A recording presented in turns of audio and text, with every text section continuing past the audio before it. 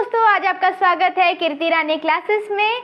आज की इस वीडियो में हम बात करने जाने वाले हैं ऑब्जेक्टिव्स ऑफ फाइनेंशियल मैनेजमेंट के बारे में। अगर आपको यही टॉपिक इंग्लिश में समझना है ताकि आप आंसर्स बहुत अच्छे से लिख पाए तो प्लीज़ मेरे चैनल प्लेलिस्ट में जाके आप इस वीडियो को सर्च कर सकते हैं। आपको यही सेम वीडियो इंग्लिश में मिलेगा, तो प्लीज़ वहाँ पे जाके चेकआउट कीजिए, उस वीडियो को भी देखें। तो चलिए आज के वीडियो के साथ शुरू करते हैं। आज की वीडियो का टॉपिक है ऑब्जेक्टिव्स ऑफ फाइनेंशियल मैनेजमेंट। तो वो क्या होता है? तो जो फाइनेंशियल मैनेजमेंट के जो ऑब्जेक्टिव्स होते हैं वो किसी भी बिजनेस के हर एक डिसीजन को डिक्टेट करते हैं, यानी कि उसे डिसीजन लेने के टाइम पे ये फाइनेंशियल मैनेजमेंट है वो बहुत ही बड़ा रोल प्ले करता है। क्यों? क्योंकि वो तो फाइनेंस के रिलेटेड है, तो किसी भी डिसीजन आपको लेना पड़ेगा तो आपको देखना पड़ेगा ना कि आपके पास फाइनेंस है कि नहीं, इसीलिए ये सारे डिसीजन को ना डिक्टेट करता है। तो ये जो ऑब्जेक्टिव्स है ये दो मेन कैटेगरीज में डिवाइडेड होता है। तो सबसे पहला है कोर प्राइमरी ऑब्जेक्टिव्स। ये ऐसे ऑब्जेक्टिव्स हैं जिनके बीच में अभी इसमें दो टाइप के ऑब्जेक्टिव्स आते हैं और उनके बीच में बहुत सारे ऐसे डिफरेंसेस जो है डिबेट्स वगैरह होती रहती है। और नेक्स्ट है ऑपरेशनल सेकेंडरी ऑब्जेक्टिव्स। तो अब ये कोर प्राइमरी ऑब्जेक्टिव्स और ऑपरेशनल सेकेंडरी ऑब्जेक्टिव्स है, इनके बारे में हम लोग डिटेल में अभी चर्चा करेंगे। नीचे दिए गए हैं कि जो दो प्राइमरी ऑब्जेक्टिव्स है वो कौन कौन से हैं। तो सबसे पहला है प्रॉफिट मैक्सिमाइजेशन ऑब्जेक्टिव और दूसरा है वेल्थ मैक्सिमाइजेशन ऑब्जेक्टिव। यहाँ से आपको पता चल रहा है कि प्रॉफिट मैक्सिमाइजेशन ऑब्जेक्टिव है वही है ट्रेडिशनल व्यू और जो वेल्थ मैक्सिमाइजेशन कॉन्सेप्ट है वो है मॉडर्न व्यू। तो चलिए इसी के साथ हम लोग आज की वीडियो का शुरुआत करते हैं। उससे पहले आप इस स्लाइड का स्क्रीनशॉट लीजिए ताकि हम लोग देखें कि ये एग्जैक्टली ऑब्जेक्टिव्स क्या है और उनका कैसा यूज होता है। तो सबसे पहले हम लोग देखेंगे दो प्राइमरी ऑब्जेक्टिव। तो कहते हैं कि जो फाइनेंशियल थियरी है तो उसमें एक फंडामेंटल शिफ्ट है कि कैसे बिजनेस पहले फाइनेंशियल मैनेजमेंट को देखते थे और अभी कैसे देखते हैं। तो उनका जो अल्टीमेट गोल है उसके रिलेटेड कुछ शिफ्ट हुआ है। तो इसमें दो प्राइमरी ऑब्जेक्टिव्स बनते हैं। तो सबसे पहला उसमें आता है प्रॉफिट मैक्सिमाइजेशन, जो कि ट्रेडिशनल व्यू है। और प्रॉफिट मैक्सिमाइजेशन क्या है? तो इस हिस्टोरिकली ये एक ऐसा मेन गोल है किसी भी बिजनेस का जो बहुत ही ज़्यादा सिंपल है। ये क्या कहता है कि हमें ज़्यादा से ज़्यादा प्रॉफिट बनाना है। इस ऑब्जेक्टिव के नीचे सारे जो फाइनेंशियल एक्शंस है वो इस बेसिस पे इवैल्यूएट होता है कि क्या वो हमें प्रॉफिट लाके देगा या नहीं, क्या हमारा अर्निंग पर शेयर यानी कि ईपीएस बढ़ेगा या नहीं। सिर्फ यही देखते हैं कि क्या वो प्रॉफिट बना रहे हैं, क्या वो उनका जो ईपीएस है वो बढ़ रहा है या नहीं बढ़ रहा। इन्हीं बेसिस पे जो सारे फाइनेंशियल डिसीजंस हैं वो लिए जाते हैं। तो प्लीज़ इस स्लाइड का स्क्रीनशॉट लीजिए ताकि हम लोग जान पाए कि ऐसा क्यों होता है और इस जो कॉन्सेप्ट है इसका लिमिटेशंस क्या क्या है। तो सबसे पहले कि ऐसा क्यों होता है, ये ऐसा सेंस क्यों बनाता है कि हाँ भाई प्रॉफिट मैक्सिमाइजेशन ऑब्जेक्टिव ये प्राइमरी ऑब्जेक्टिव में कंसिडर होना चाहिए। क्यों? क्योंकि प्रॉफिट जो है वो किसी भी इकोनॉमिक एफिशिएंसी यानी कि इकोनॉमिकली वो कितना अच्छा कर पा रहा है उसका एक मेजर होता है। अगर आप बोल रहे हो कि ना आप है ना इतना पिछले साल से है ना 10 गुना ज़्यादा प्रॉफिट किया, यानी कि आप इकोनॉमिकली बहुत ही 10 गुना ज़्यादा ग्रो कर रहे हो, ऐसा लोगों को समझ में आता है। इसीलिए तो सोर्सेस ऑफ फंड्स जो है ग्रोथ के लिए ये जो किसी भी प्राइमरी बिजनेस का कोई भी प्राइमरी मेजर होता है, इसीलिए हम लोग प्रॉफिट मैक्सिमाइजेशन कॉन्सेप्ट को यूज़ करते हैं। अब ये इसके लिमिटेशंस क्या है? तो ये कहते हैं कि ये शॉर्ट टर्म अप्रोच है, ये टाइम वैल्यू ऑफ मनी, यानी कि जो 10 साल पहले 500 रुपये था और आज के टाइम पे 500 रुपये में कितना फ़र्क है ये इसे इग्नोर मारता है। ये कहता है मतलब कि अगर आज आप $10,000 की कमाई करते हो तो कुछ ज़्यादा ही होगा अगर आप 5 साल बाद $10,000 की कमाई करो। दोनों में डिफरेंस तो होगा ना, इन्फ्लेशन और डिफ्लेशन की वजह से। तो टाइम वैल्यू ऑफ मनी है, इसको ये इग्नोर करता है प्रॉफिट मैक्सिमाइजेशन कॉन्सेप्ट। ये है ना रिस्क और अनसर्टेनिटी को भी इग्नोर करता है।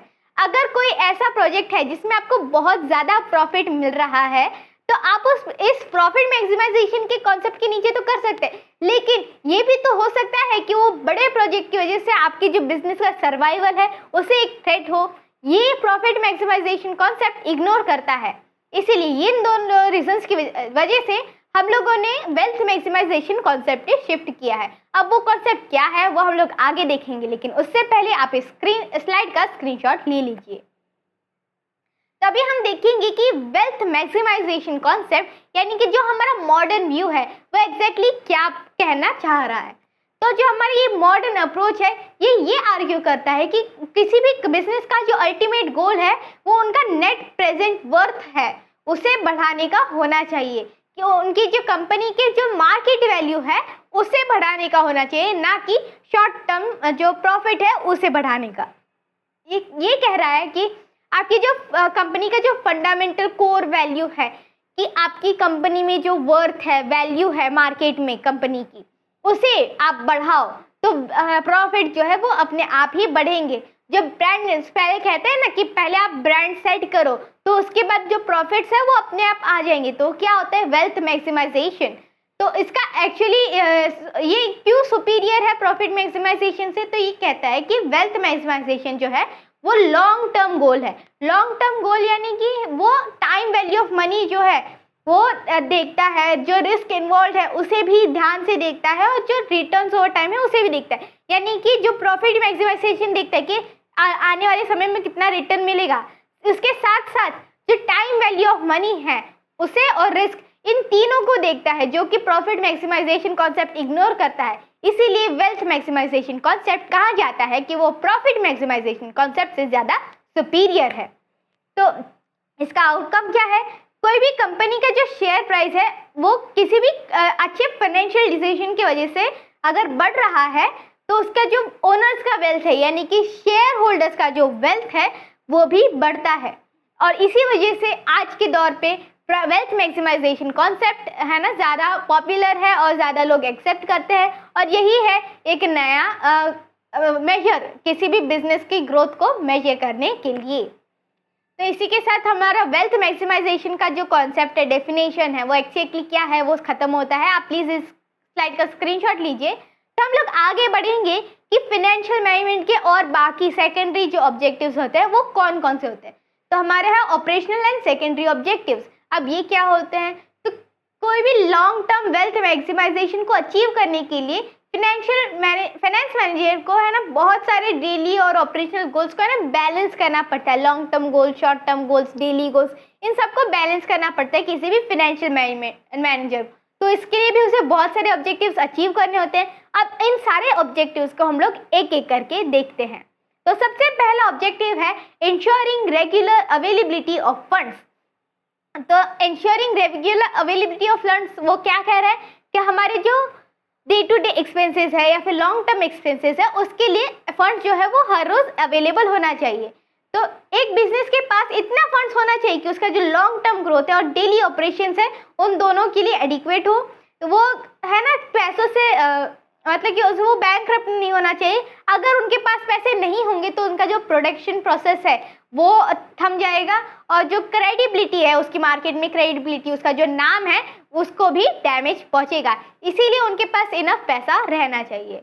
दूसरा है सेफ्टी ऑफ फंड्स। अब सेफ्टी ऑफ फंड्स क्या है कि वो कहता है कि आप है ना अंधेधुन करके है ना पैसे कहीं भी आप लगा नहीं सकते। आपको ये देखना पड़ेगा कि क्या वो जो इन्वेस्ट हम लोग जहाँ पे कर रहे हैं वहाँ पे रिटर्न अच्छा मिल रहा है कि नहीं, हमने जितना इन्वेस्ट किया है उतना पैसा हमें वापस रिटर्न्स में मिलेगा या नहीं, उससे ज़्यादा प्रॉफिट मिलेगा या नहीं, ये आपको देखना है कि अगर प्रॉफिट ना हो तो कम से कम उतने पैसे हमें वापस मिलने चाहिए। तो इसी के साथ ये 2 पॉइंट्स थे वो आपने देख लिए। आगे हम लोग तीसरे पॉइंट के ऊपर बढ़ेंगे, लेकिन उससे पहले आप इस स्लाइड का स्क्रीनशॉट लीजिए। तो हमारा जो तीसरा पॉइंट है वो है मेंटेनिंग ऑप्टिमम लिक्विडिटी। अब मेंटेनिंग ऑप्टिमम लिक्विडिटी से पहले हम लोग ये समझना पड़ेगा कि लिक्विडिटी क्या होती है। तो लिक्विडिटी एक ऐसी एबिलिटी है कि आपकी जो शॉर्ट टर्म फाइनेंशियल कमिटमेंट जैसे कि सप्लायर्स को पे करना है, वेजेस पे करना है या बिल्स पे करना है, वो आप ऑन टाइम कर सको। लिक्विडिटी यानी कि अगर आपको आज अभी पैसे चाहिए और या फिर आज अभी आपको ये पैसे पे करने हैं तो आपके पास कैश अवेलेबल रहना चाहिए या फिर ऐसे कोई एसेट्स रहने चाहिए जिसको आप बेच के आप वो कैश रेडी अवेलेबल कर सको और वो पे ऑन टाइम कर सको। तो ये होता है लिक्विडिटी। तो इसके पास इसमें है ना एक हेल्दी बैलेंस होना चाहिए कि आपके पास बहुत कम कैश नहीं है कि आपको थोड़ा सा ऐसे स्ट्रेच पे आप रहो या फिर इतना ज़्यादा भी नहीं होना चाहिए। ये है ना जो पैसा है वो ऐसे ही बैठा हुआ है। हाँ, आप उस जो एक्स्ट्रा पैसा है उसे आप इन्वेस्ट करो और जो जितना आपको रिक्वायर्ड है उतना पैसा आपके पास हैंड में रहना चाहिए कि ताकि डे टू डे एक्सपेंसेस है और बिल्स है उसे आप अच्छे से पे कर पाए। हमारा फोर्थ पॉइंट है वो है ensuring fair returns to investors. Financial management का सिर्फ आप फाइनेंस अच्छे से करो ये ही इम्पोर्टेंट नहीं है, ये इम्पोर्टेंट है कि आप अपने जो ओनर्स हैं उन्हें अच्छा पैसा कमा के दे सको। अब बिजनेस के ओनर्स क्या होते हैं, शेयर होल्डर्स होते हैं। क्योंकि वो अपना जो वो अपना कैपिटल जो है वो बिजनेस में लगाते हैं और उनको एक सर्टेन परसेंटेज ऑफ शेयर मिलता है। तो शेयर होल्डर्स होते हैं, तो उनको ज़्यादा से ज़्यादा प्रॉफिट मिले, उनको उनके इन्वेस्टमेंट के ऊपर रिटर्न मिले, ये कंपनी को इंश्योर करना ज़रूरी है। तो कैसे होता है कि फाइनेंशियल मैनेजमेंट जो है वो रेगुलर रीजनेबल डिविडेंड्स प्रोवाइड करने का कोशिश करता है, या फिर कैपिटल अप्रिसिएशन तो मिलना ही चाहिए, ताकि इन्वेस्टर का जो कॉन्फिडेंस है बिजनेस में वो बना रहे, वो अपना इन्वेस्टमेंट वापस ना ले और इन्वेस्ट करे कंपनी में। क्योंकि उन्होंने हमारी कंपनी में इन्वेस्ट किया है तो हमें कुछ रिवॉर्ड देना चाहिए, इसीलिए ये फाइनेंशियल मैनेजमेंट ये ऑब्जेक्टिव फुलफिल करता है। तो आप इस स्लाइड का स्क्रीनशॉट लीजिए ताकि हम लोग बढ़े हमारे लास्ट और नेक्स्ट फिफ्थ ऑब्जेक्टिव की तरफ। तो हमारा जो फिफ्थ ऑब्जेक्टिव है वो कौन सा है, वो है minimising the cost of capital. तो हमारा जो कैपिटल का कॉस्ट है, अब कैपिटल दो प्रकार के होते हैं, पहला होता है डेट होता है, दूसरा होता है इक्विटी। कॉस्ट ऑफ कैपिटल क्या होता है, तो डेट कैपिटल यानी कि आपने जो डेट लिया है उससे वो आपका कैपिटल बन, तो आपने डेट लिया उसके ऊपर आपको इंटरेस्ट पे करना पड़ेगा, तो वो एक कॉस्ट हुआ, जो आपका एक्सपेंस हुआ आपको पे करना, तो हो गया कॉस्ट ऑन डेट कैपिटल। अब इक्विटी कैपिटल के ऊपर क्या कॉस्ट होगा, जब आप डिविडेंड्स पे कर रहे हो वो, तो ये जो कॉस्ट ऑफ कैपिटल है उसे आप मिनिमाइज करके रहो। तो फिर है ना, आपने कैपिटल मिक्स तो बना के रखा है, अब आपको ये इंश्योर करना है कि जो आपका जो कॉस्ट ऑफ बोरोइंग है और जो रेजिंग फंड्स के लिए आपने जो डिविडेंड पे किया है वो जितना कम रहे उतना अच्छा है। आपका कॉस्ट जितना कम रहेगा उतना ज़्यादा प्रॉफिट रहेगा, क्योंकि हमें पता है प्रॉफिट क्या होता है, आप जितनी इनकम करते हो उसमें से जितना कॉस्ट है वो निकाल दो तो आपको प्रॉफिट मिलेगा। तो कॉस्ट जितना कम रहेगा उतना ही ज़्यादा आपको प्रॉफिट रहेगा, यानी कि आपकी जो वेल्थ है वो बढ़ेगी।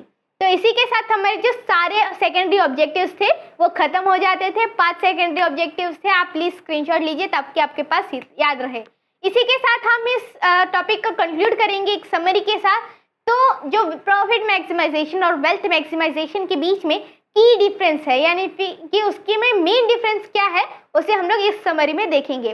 तो प्रॉफिट मैक्सिमाइजेशन है वो short term income statement approach से चलता है, यानी कि हमें कितना इनकम जनरेट हो रहा है, अभी कितना इनकम जनरेट हो रहा है सिर्फ इसे देखता है। बल्कि वेल्थ मैक्सिमाइजेशन है वो एक होलिस्टिक व्यू देखता है, कि वो देखता है कि है ना हमारा वैल्यू कितना क्रिएट हो रहा है, हमारे जो रिस्क है, टाइम और सस्टेनेबिलिटी है उसको अच्छे से आप बैलेंस करो, है ना, सस्टेनेबिलिटी आप मैक्सिमाइज करो, और जो टोटल मार्केट वैल्यू है किसी भी एंटरप्राइज की वो बड़ी बना के रखो। तो प्रॉफिट मैक्सिमाइजेशन सिर्फ अभी आप कितना प्रॉफिट कमा रहे हो सिर्फ उसे देखता है, और wealth maximisation concept long term कितना आप सस्टेनेबल है, आपका बिजनेस कितना सस्टेनेबल है उसे देखता है।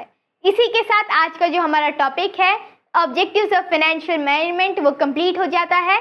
अगर आपको ये सेम टॉपिक इंग्लिश में पढ़ना है तो प्लीज़ मेरे चैनल प्लेलिस्ट में जाके देखिए, आपको सेम टॉपिक इंग्लिश में मिलेगा। इसी के साथ आज का ये वीडियो खत्म हो जाता है। तो अगर आपको ये वीडियो पसंद आया हो तो इस वीडियो को लाइक कीजिए, चैनल को सब्सक्राइब कीजिए ताकि आपको ऐसे वीडियो मिलते रहें। अपने दोस्तों को शायद शेयर कीजिए और कमेंट्स में लिखिए आपको ये वीडियो कैसा लगा। धन्यवाद।